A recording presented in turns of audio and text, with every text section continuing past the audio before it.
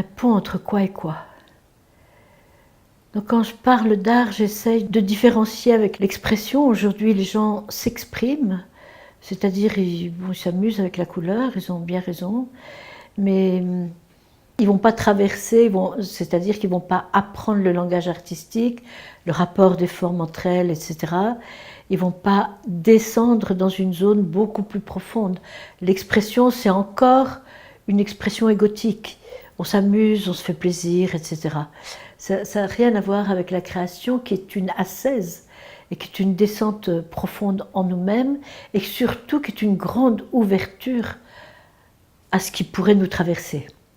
Si on travaille dans ce sens-là, c'est-à-dire si on veut bien donner du temps, donner une régularité dans la pratique, ce qui est essentiel dans toutes les pratiques si on veut aller un peu loin, l'art va être un passage entre l'ego et le don de soi qui est tout à fait autre chose, et la vacuité, cet espace de silence qu'on va rencontrer en créant, et il va être un pont entre ce que Paul Klee a appelé le visible et l'invisible.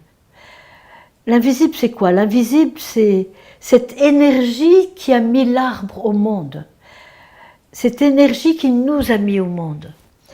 Lorsqu'il y a rencontre entre ces deux énergies, il va y avoir un choc amoureux, un choc d'invisible à invisible, et l'artiste va tenter de dire ce qu'il ressent, ce que Nicolas Stahl appelle le coup reçu devant le monde.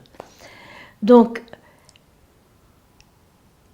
lorsque nous tentons de travailler sur un plan artistique, nous allons passer de cette rive égotique à une rive beaucoup plus vaste, et nous allons passer de la pure matière apparente à la splendeur qui est derrière cette matière. C'est-à-dire, on va passer d'un monde matérialiste à un monde spirituel. Et c'est ce passage-là qui va faire qu'il va y avoir une transformation entre les deux. On va spiritualiser la matière et on va matérialiser l'esprit. Ça, c'est un choc gigantesque.